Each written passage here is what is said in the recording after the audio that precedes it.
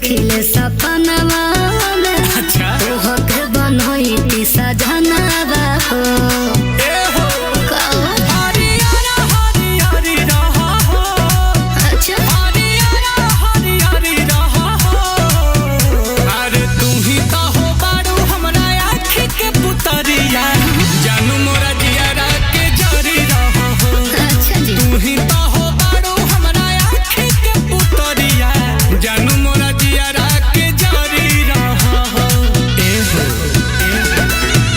Sound के पास आप लोग हट जाइए प्लीज।